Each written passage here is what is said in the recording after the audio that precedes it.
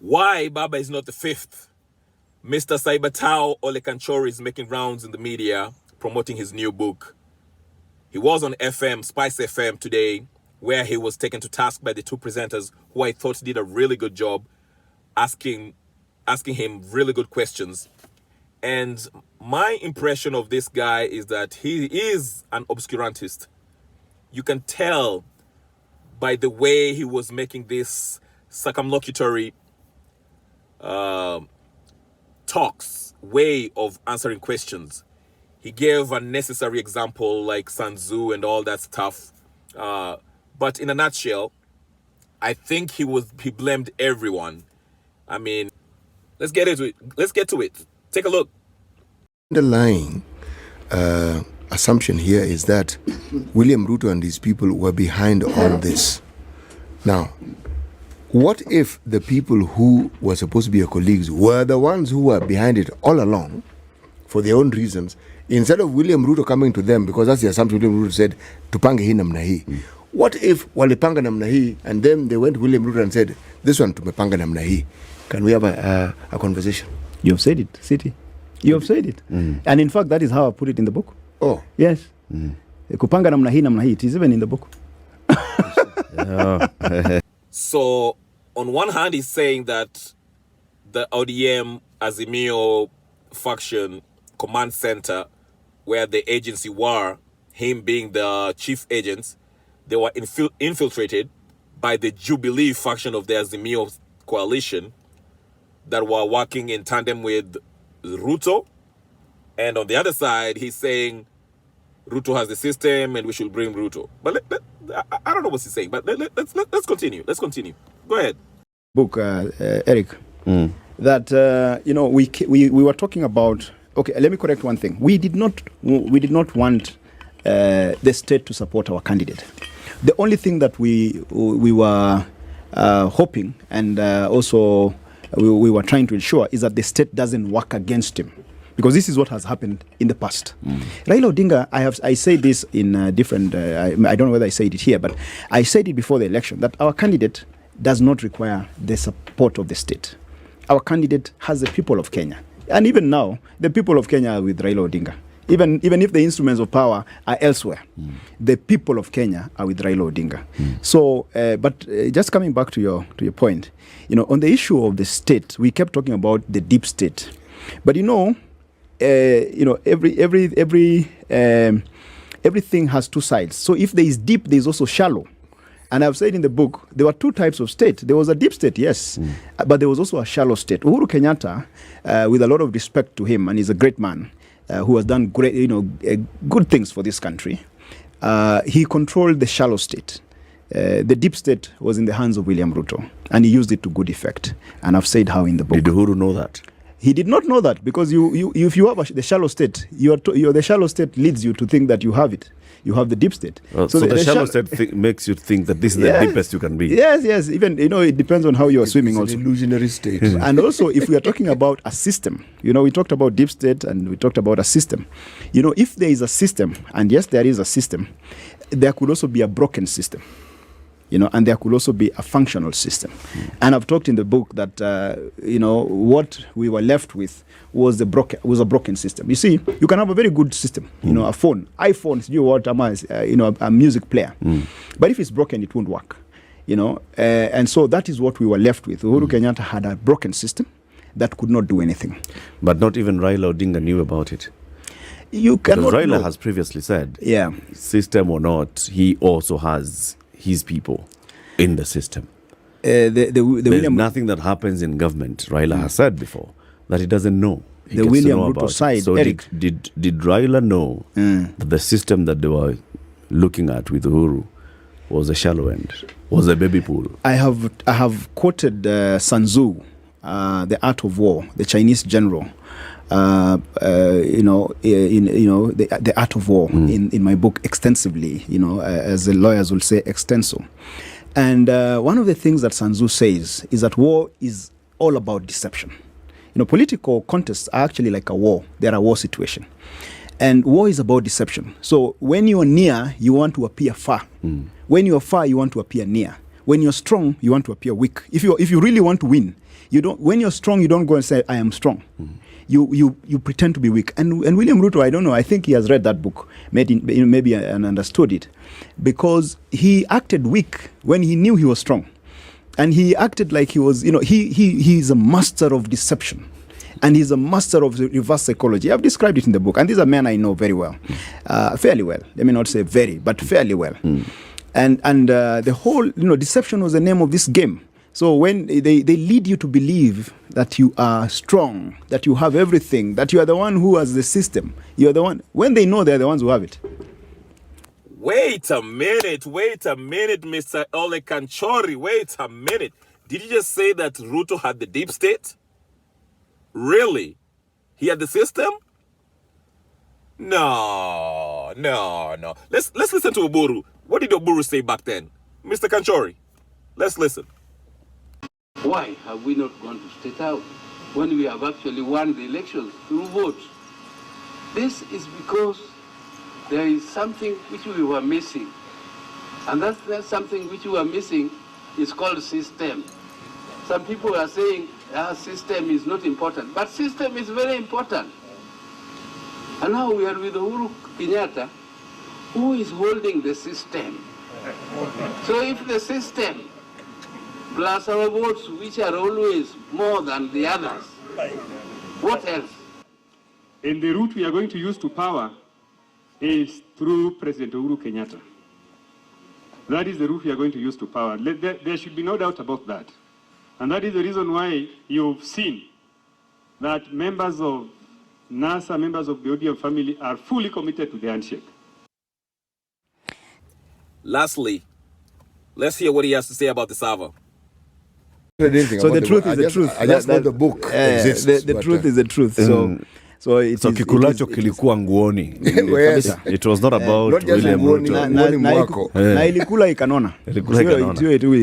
Okay. Server issue. And just I've been corrected by Barack Muluka. Actually, even in Mombasa and Kakamega, the presidential election happened. It's just the gubernatorial election that did not happen. Yes, of course. It happened across the country. Of course, I say that. On this same day, right? When we say the server is where the issue is, explain to me how the server is the issue when the results are all physical up to Bomas. When you're waiting in Bomas, you're waiting for the returning officers from the 290 constituencies to come. So, the servers, the people who are saying, oh, the server is CG, the public portal, CG, the server is, that is just taking Kenyans for fools.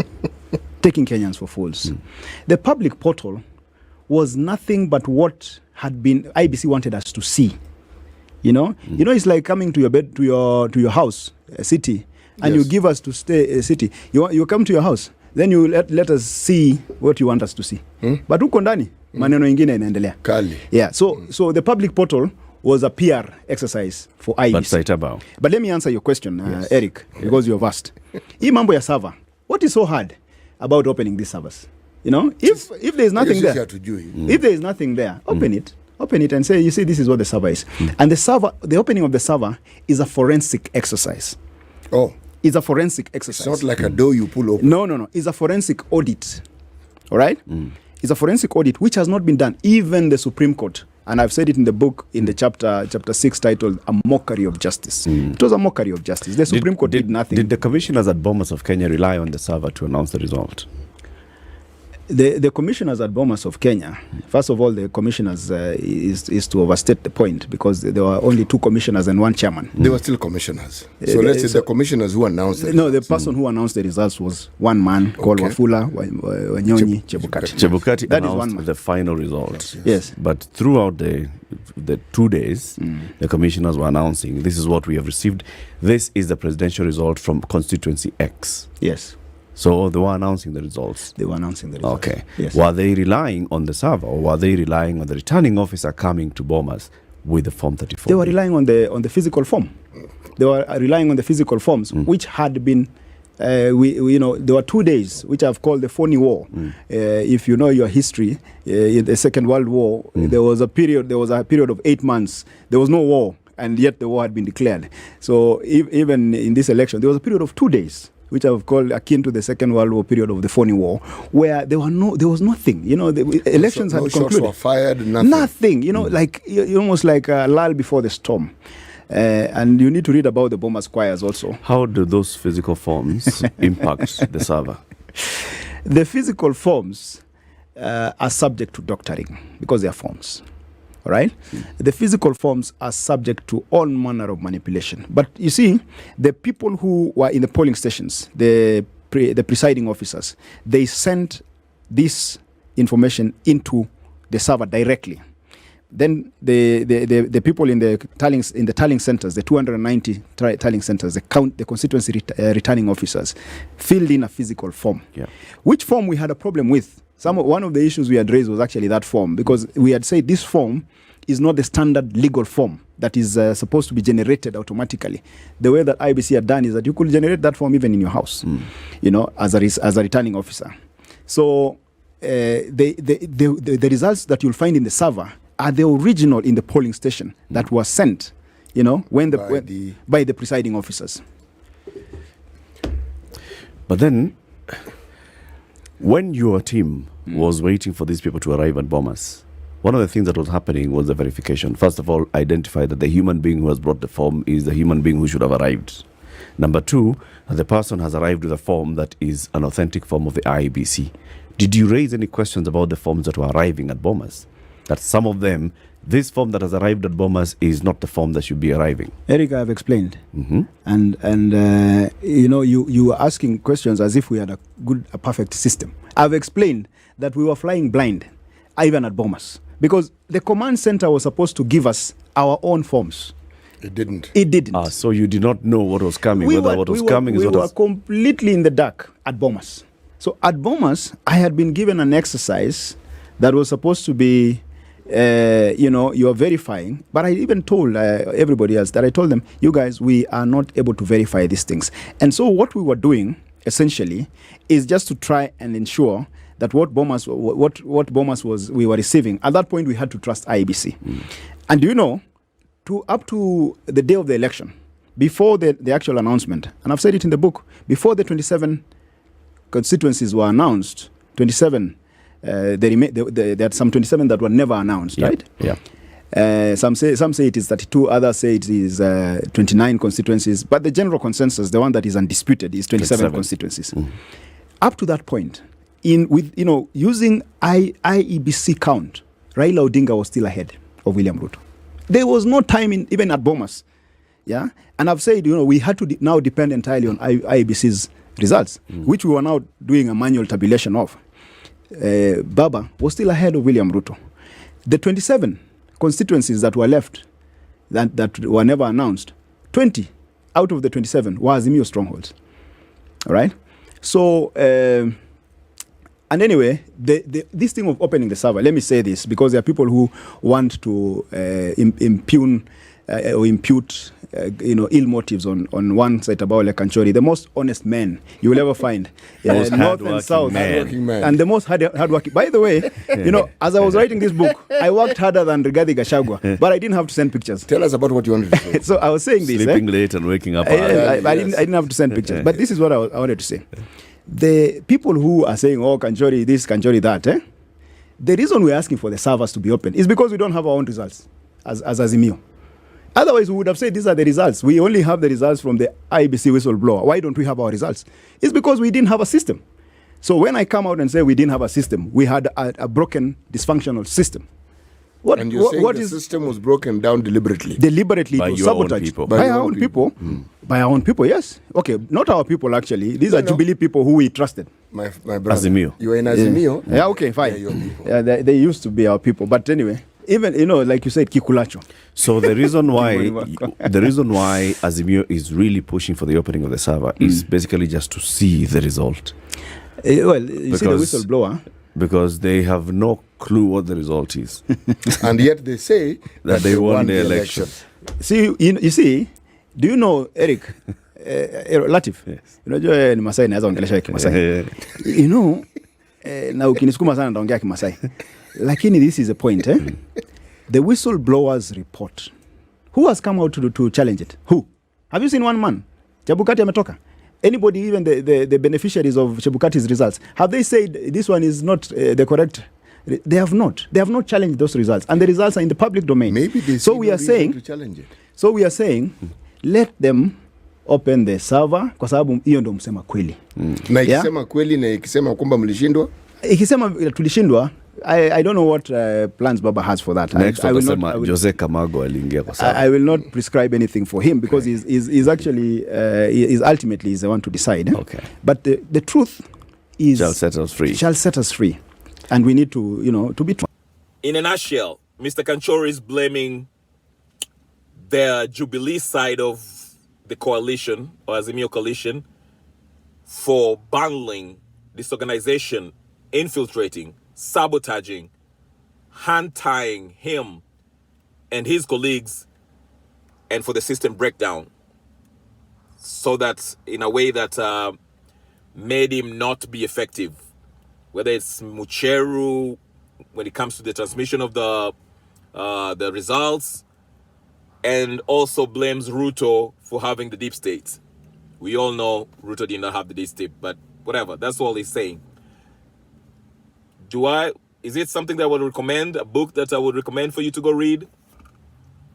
Not really. That's my opinion. I would not read that book if this is what it's all about, because we know the truth. And his reason for opening the server, you saw his response. You make up your mind if he's really genuinely about. And one thing I want to also say, he said that opening the server is a forensic audit. There's a difference between opening the server just to see the results and conducting a forensic audit on the computer. Okay? There's a huge, huge difference. So, but anyway, if you haven't subscribed, please subscribe, share, like. Tell me what you think about this Ole Kanchori guy. I think he was just fluffing around and he has nothing for substance. The good thing that he's a marketing genius. He dropped the book at the right time when everybody's talking about all these things. So, kudos to him. If you want to go read the book, go read the book. If you don't, like me, I won't waste my time and money to buy and read that stuff. But I will post the whole interview on the link, video description. Take a look at it and tell me what you think. Subscribe, like, share, comment. I'll talk to you guys later. This is Kenya Revolutionary. Peace.